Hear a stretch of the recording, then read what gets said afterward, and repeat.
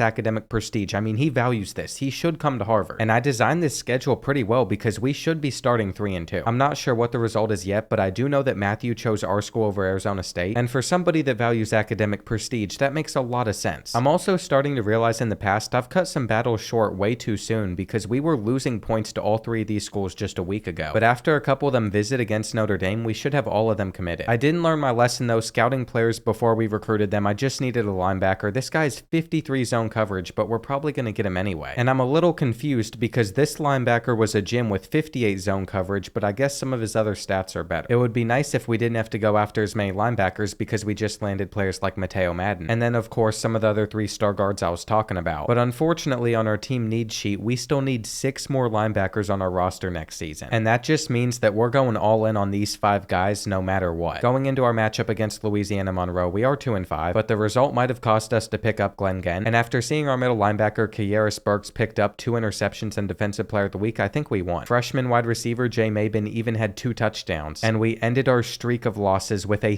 35-3 win over Louisiana Monroe. Keegan Lett might be the guy that takes us to the playoffs by the time he's a senior, but I wish his dev trait was at least a star because then I know he could get to like a 90 overall. By week 12, I figured there's no shot that we'd be in the hunt for a bowl game, but then I saw our championship contender was all the way up to number 55 in the country, and just scrolling through our schedule, it looks like we lost to Wake Forest, beat Alabama at Alabama and James Madison, but Texas is our final game at DKR. We're not going to win this one. There's absolutely zero shot that we do, but it wouldn't hurt us to play it just in case. I'd imagine that this game's going to go pretty badly, and it definitely has. It's been pouring rain, they've been getting in pressure all day, and we can't score anything. Those are the types of diving plays that the Texas defenders have been making throughout the entire day. And on 3rd and 13, I'm hoping I have enough time to thread the needle, but they also swatted it. I just wanted you all to see what I've been going through, and yeah, this is it. We're not going to score on this one either. So we're going to leave DKR Stadium losing 38-14, and I feel like our recruiting class has been pretty boring so far. We had a couple gyms up at the top, and then we had this athlete that also plays running back like Markel Hitchcock does, but neither of their stats are anything crazy because they're only 3-star recruits. I mean, Glenn would probably start over Hitchcock, 80 truck and 91 speed, but we still need to find more talent and hope that they have better dev traits so we can keep having our team improve. Guys with stuff like 53 man coverage just aren't going to help us at linebacker, but sophomore left end Justice Crosby's been starting to stand out on defense. The same could be said about freshman wide receiver Jay Mabin. They both played well versus Texas, and I don't know if I believe that gyms and bust are actually true in this game. I mean, this player was just scouted normally, but then this quarterback above him busted, but his stats are even better. So we're just going to go after the guy that busted, even if that makes him technically a 2-star talent. There are certainly some close battles coming up, like this one for the linebacker and then another one for a linebacker. And somehow we managed to lose both of them to SEC schools, so not being in a conference is coming back to bite us. I think it's just a visual bug when it says we have any conference prestige, because being an independent certainly doesn't count. And I feel like Keegan Lett has kind of let us down. His stats look worse than they were as a freshman. I mean, technically his QBR did go up a little bit and he took less sacks, but not much difference than last year. And it was about time Steven Stork started to put up numbers, but these still are not good for a starter. It is pretty cool to see though that freshman wide receiver Jay Mabin's already passed up Malik Bruss with 7 touchdowns and 700 yards. And I think it's a crime that I can't see what Calvin Tinker's offensive stats are. This is actually the craziest thing ever. If I go over to his player card and then go to receiving, it says 0 yards, and I know that the game doesn't track it even though he's out there on the field. There's just certain things you find 5-6 dynasties in that you're like, how is that not a part of the game? But it will be noted, I'm sure, because that's got to be an easy fix, and Nebraska somehow is back on this file. When it comes to players leaving, we have 2 players entering the transfer portal, and I've never seen this before until Team Builders, where players have 0 chance to stay. We can't get them to come back. And then on top of that, we're losing linemen like Malik Moon. He was great for us. We had Jordan Underwood at linebacker that was insane too. But still, we haven't had anybody go on to the NFL. In the transfer portal though, we finally have some high quality prospects in here that would consider Harvard, and I feel like I'm allowed to recruit anybody in this portal because guys like Myrtle would be a grad transfer. They're not coming Harvard to go to school. They're coming to Harvard to play football. And with almost 700 hours to spend in the transfer portal period, we're targeting 13 different players right now, which if we signed every single one would bring us up to 24 total in this class. That won't happen though because we're going to lose battles or get locked out of people. And Oklahoma State has come out of nowhere to take this quarterback that I wanted so badly. We've put Matt on a visit, but I don't think it's going to matter. And this is where not using the recruiter skill tree really hurts me, because in the transfer portal, we're actually going to lose quite a few battles. Well, we got a 2-star transfer. Not sure how bad he's going to be, but I'm not too happy clicking through any of these prospects so far. We don't really need a halfback. This isn't the strong safety I wanted to sign. And then with these 3 players, of course, Matt Acho has chose Oklahoma State. Or Matt Achu. I really don't know how to say his name, and now it won't matter because he won't be on our roster. We're still leading for Damon Marable though, the best transfer that we've ever gone after. And if there was more than a week left in recruiting, I think I'd have a decent chance at landing either of these players, which I'd be fine with. The problem is we just entered the battle for them, so I don't think we will. And look at all of those ones that we just got locked out of. This strong safety really chose Miami, Ohio over us. And with 19 total prospects, this class is just a filler class. I didn't like anybody in it that much. It wasn't our lowest rated one though. It ties for what we finished with at the end of season 1. And some of those seniors coming in would be starters for us if we didn't have better players in front of them. At the athlete position, I thought that's where we were going to put Glenn at, but he is apparently 8 overalls better at linebacker, so that worked out perfectly for us. And then we have Mateo Madden, who also should be a linebacker. We could put him as a rusher if we wanted, but I don't think we're gonna. You can see the age is starting to show in this quarterback room though. We need to start recruiting more prospects. And senior Calvin Tinker, the guy that's been playing corner for us for so long, if we moved him to wide receiver, he'd only be a 74, but at strong safety and free safety, he's a 91, so that's what we're doing. He is so much better than everybody else, but Harvard's gonna have somebody put into the NFL. And training results have jumped our team overall from an 81 to an 85 in just a week. It's actually really weird to see how the wide receivers are improving. Jay Mabin's now the 5th one on the depth chart. They're just not going up by much. But it all comes back to what dev traits somebody has, and I haven't had to encourage very many players to transfer. Just looking through our current roster, I think this year the priority needs to be getting in some more quarterbacks and halfbacks, and I'm actually going to manually redshirt a couple of players just in case we need them a few years from now. This should be the year that we make a bowl game, but I don't know why we're projected to be the best independent school, especially over number 9 Notre Dame. And the only reason that even happened that I can think of is because the game has not factored in that our new schedule is going to have 6 top 25 teams on it. Then we have recruiting, where our school grades really have not changed at all. These need to get raised a lot. And it's pretty cool to see that some 4 stars would be open to coming to Harvard, but for the point of this rebuild, I can only go after 3 stars or lower. It's getting a little harder to find players that I want at Harvard as well. I think what we're going to have to do is just stick with some of these gyms up at the top of the board. But for the rest of these guys, I just need to scout them a little bit more, especially the athletes, before I can put points on them. If anybody's going to be our main focal point, it is J.R. Pierce. He's got 95 speed with some amazing throwing stats as well. And I'm hoping he's the quarterback that gets us to a championship, but for now we have Western Michigan coming up. We're going to start this one off hitting them with a little bit of play action and then hitting our crossing route over there as we make a great grab. But in order to keep the chains moving, we are going to have to pick up this 3rd and 4, and I think stepping up is the best move that we could have done. Eventually, 3rd and 8 would come around though, and we fought off the press to not make the catch. And I thought we had that one, but now we have to drill this field goal just to get 3 points instead. I know it's just the first game of the season, but I'm worried about this game because if we can't beat Western Michigan, we're not going to beat anybody. And what was that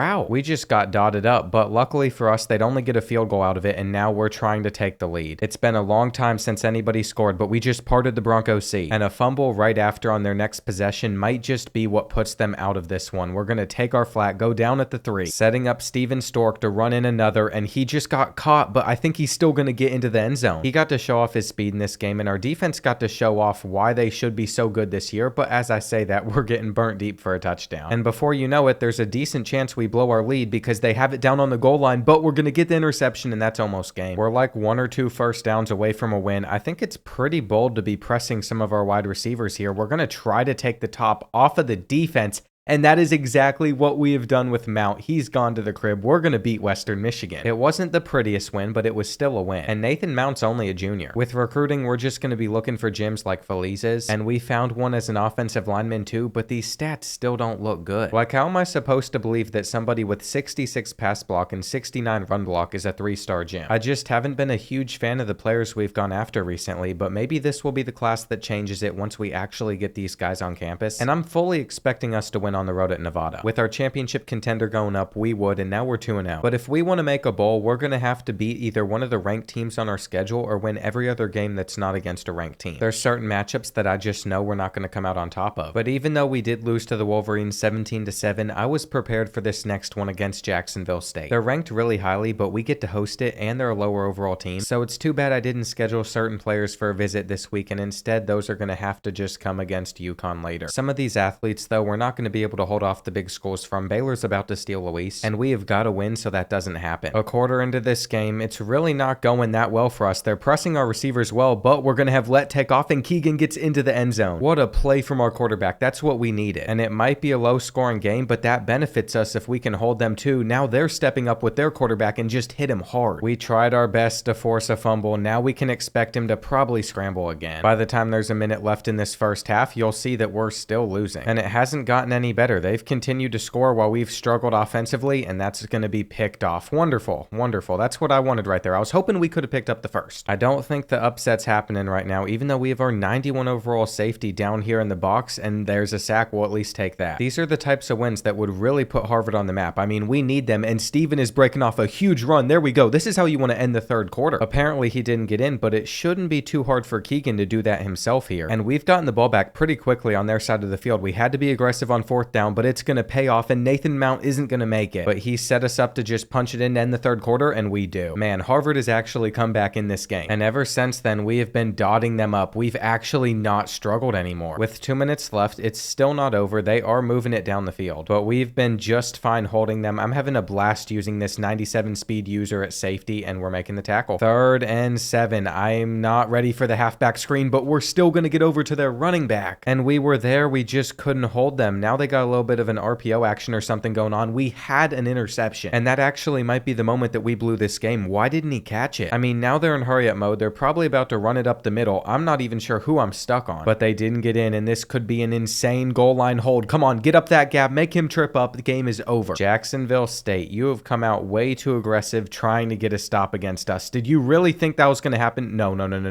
I thought we had an easy touchdown. I was just going to throw it and end the game right there like we did in the last one. But instead, we've given them a chance to stay in this, and they're going to pick up the fourth down. They could win with a touchdown. This is the worst choke in channel history. This is actually the worst thing I've ever done. I mean, we're getting a sack too, but this just doesn't feel good. I mean, they could really end it right there. I have an interception. I'm really stressing. It is 3rd and goal now. 8 seconds left on the clock, and I was stuck. I couldn't get over to it. We have actually lost this game unless we somehow just bomb them on this last play. Wait. We might actually bomb them. You all can't say anything in the comments. Why are you pressing? We've won.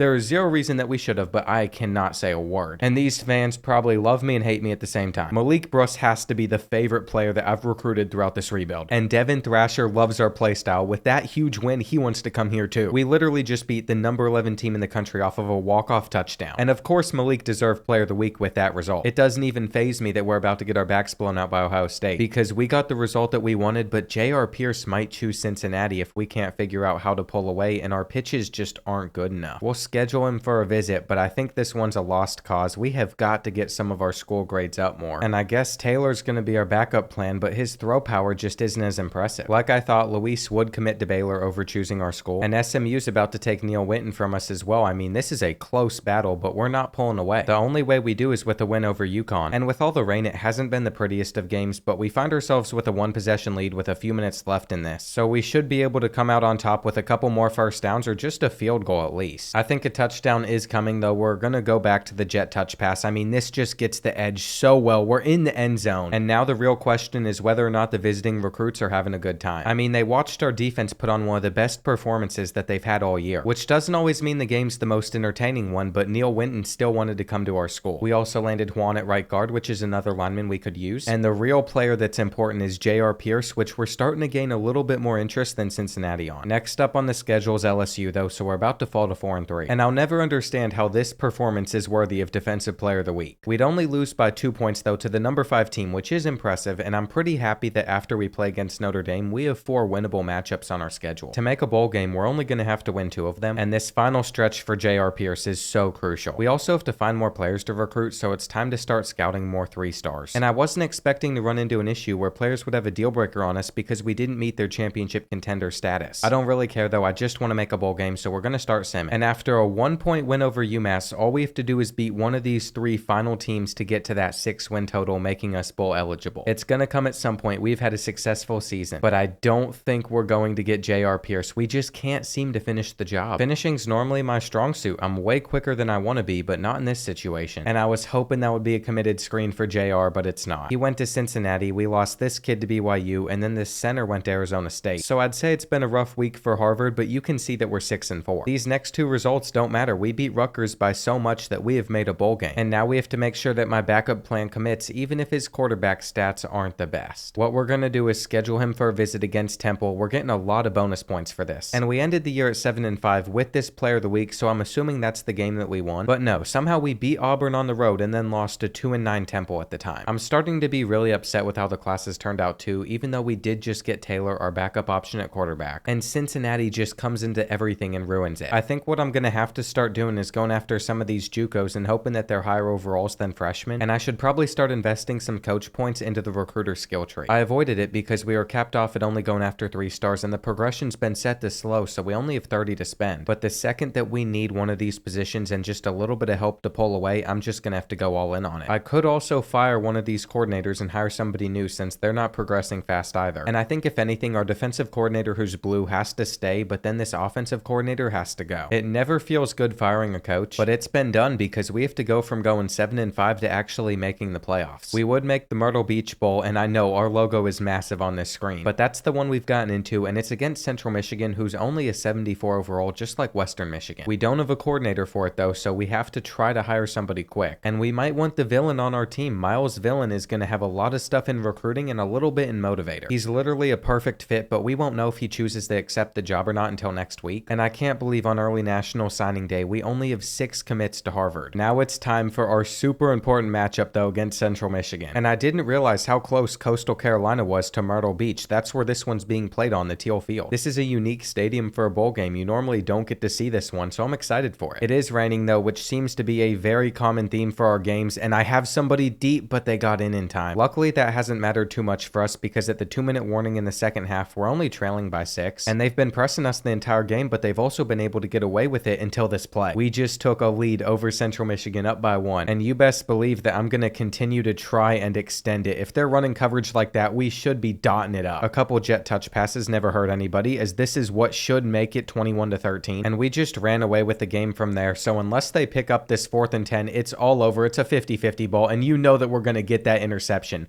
Harvard football is back on the map. We're having an 8-win season. And what a cool moment for Crimson fans. They probably never thought that they'd see this moment. Keegan Lett has led us so far, and he still has 1 more year left in him. So I'm hoping that we can get a playoff spot instead of just winning a bowl game. That seems like something that could be manageable. And we have signed the villain. We have completed the perfect coach tree. There's currently nobody on our roster that even wants to transfer out. And I can't blame them. Each one of us covers one specific field. The boosts that we're about to get from Miles in recruiting are huge. I mean, there's so many different positions we can now put put like 60 points on. And then our defensive coordinator, Dalton Dixon, has the entire tactician top tree maxed out. Every single one of these is full. That means I'm just going to keep saving my 40 coach points. I'm kind of hoping one of these 3 other trees come open, but they're not going to. And I think I've forgotten to check the Heisman winners recently, but this one was from Oregon. They didn't win it all though. Nebraska ran back to the championship and lost to Georgia. And we're losing a lot of quality seniors that started for us, but the main loss that's going to hurt the most is Calvin Tinker. We finally put a player into the NFL though. I'm so proud of that. And our options in the transfer portal aren't great this year, but we're still going to go after some of the 3-star ones. With 900 points to spend, I can even waste time scouting them too. And some of the JUCOs I originally went after are starting to commit. The transfers though were hard to crack. A lot of them locked us out. And at the end of the day, I just have to hope that this class panned out in the right way. We only brought in 17 targets. I mean, it is hard going after only 3 stars, which means we're probably about to have our worst class yet, but this one's ranked at 65 and that's higher than 66. I really don't like a lot of these freshmen. I'm seeing 58 overalls, but I'm also seeing some 68, so maybe it'll all turn out to be just fine. And even the 58 overall athlete Greg Ivey's going to be a 68 defensive tackle when we move him there. Sometimes the overalls lie. I feel like this turned out to be a lot better than I was expecting, and we have filled up our defense even more than it already was with these athletes. The last one starts off as the highest overall. It's Taylor, and we know that we're going to put him at quarterback, but he's only a 69 there, so no jump. And that's not good because in one season, he's not going to catch what Keegan Lett is currently sitting at. I'm really hoping that this team jumps up a lot higher than just an 81 overall. And here we go. Training results have put us at an 85 just like last year, but it's really hard to get any higher than that. If we're ever going to be on the level of schools like Notre Dame, we still have to improve a little bit more. And I currently have 40 coach points to spend that I kind of want to put in the tactician. I spent 10 to unlock this tree, and then getting some of these rating boosts would actually really help our team a lot. I'm going to make sure we have a solid offensive line. And then the same should be true for our DBs. We're running a 3-3-5, so we have 5 out there on the field at all times. Now it's just going to take some time for our players to keep on getting better, and there needs to be a better display for dev traits because they are so important. Keegan Lett, again, only has impact, so he's kind of capped out around this 82 range. And the same is true for our freshman quarterback, but maybe he could still see some big jumps. We will see how it all plays out. I'm just excited to use his 91 speed. This field general ability is also super overpowered, so I'm glad to see that he already has it. And we have a star dev trait in Markel Hitchcock, the freshman that was redshirted last year at running back. There are some studs on this team, but those players with normal dev you can really point out because they never improve much from their freshman year like Malik Bruce. And I'm ready for another really tough schedule. We have the number 2 and the number 3 team on it, but then some of these other ranked schools that we're facing off against aren't as bad. Since we have 26 team needs too, I guess this time we have to have a big class whether the players are good or not. And I can't believe how many missing positions I'm seeing. We're only losing 16 seniors. Our grades have started to go up a little bit though because we've been playing better. We have 750 hours to spend as a 3-star prestige school. And my goal with this class is to make sure that we signed at least 20 prospects, but I'm shooting for 25. It might be hard to pull off because I have some certain guys that I want to go after, and I'll show you all of them, but I also want to talk on something. I think gyms are almost pointless in this game. The reason for that is quarterback Matt Pete was a gym. I was so excited to see it until I looked at his stats and then compared him to Antonio Burgess, who busted and has stats that are like 10 times better. I'll go back and forth one more time. You're going to see the difference. We're not going to go after the gym. We are going after the player that busted. And that's going to be true for other positions on our board too. Guys like Tony Spain are better than guys that are actual gyms. For a while in this game, I've been prioritizing gyms over bust, but now I just have to start looking at the actual stats. And you all saw that Georgia was a 92 overall. There's absolutely zero chance that we win that game, even if it was at home, but we have a defensive player of the week. Considering our offensive player of the week didn't have a touchdown and only 66 yards though. I think we only got those awards because we were one of the only teams playing. And 13 points to 6 is a disgusting stat line. How bad were the stats for our quarterback? Keegan, what is this? That reminds me, I don't think I looked at season stats last year. I must have forgotten about them, but he did take a little bit of a step forward. And Steven Stork did the same thing, but none of these numbers are amazing. As for our receivers, Jay Mabin was the best one with 880 yards and 15 touchdowns. But he's not going to see the field much for us this year because he's all the way down here at wide receiver 6. It's always interesting taking a deep look at those stats, and the UGF Pandas aren't going to beat us. So we can just advance past that after checking on the prospects that we're going after, and it looks like we have a lead on almost all of them besides Spain, that offensive tackle, and then this guy too. On the bright side though, there's no players that are at risk of transferring again, so we shouldn't have anybody leaving the program. And we just have to get another tough matchup out of the way. We lost by 16. It didn't go great, but we should be able to beat Jacksonville State again and then Ball State too, which would put us at 3-2. We really need that because 2 of the prospects that we're going after, we currently have a deal breaker on because we're not high enough rated in championship contender. And it didn't take us too long to sign King Okafor, a wide receiver that has 95 speed. I'm seeing our championship contender contender dropped even farther though. We must have lost to Jacksonville State, and I might need to step in just to make sure that we don't lose another. I mean, currently things are not looking good, but what I can do with all the additional hours I have at the moment is just schedule a visit for Stanford. There's a big bonus and everyone loves academic prestige. So maybe they'll commit after that game, and we just have to get these players off of the deal breaker, but we have a long way to climb now. Our current task though is breaking our 2-game losing streak. And I don't know about you all, but just taking a look at these stands, I feel like they're more full now than they've been before, even if that back section behind the end zone is still pretty empty. It feels like we're starting to make some real progress here at Harvard, and on 3rd and 4, we are going to pick this up to Isaac. He also made both of those defenders miss, setting us up for an easy jet touch pass touchdown, assuming that we can get some blocks, and we don't. I'll try to hand it off to Steven Stork, but they shot in there quickly, and I'm surprised that we were able to pull that off still. That was the start that we needed to just run away with this football game. I mean, it hasn't been close throughout the entire day, and we're walking away with a 21-point win over Ball State. We're also picking up a couple more commits. That's what I like to see. This quarterback is a huge deal, and so is Tony Spain. I thought we were going to lose him to the Aggies. The fact that we haven't lost a battle yet's actually kind of impressive, and remember, Antonio does have that 95 throw power, 92 speed combo, so getting him was everything. But with this deal breaker not going away, we're going to lose out on both of these defenders. That's pretty annoying because now I've had to find a bunch of other players that we can start going after, but it's fine, and we might even win this game at Death Valley. I think we did because our championship contender's up to a C+,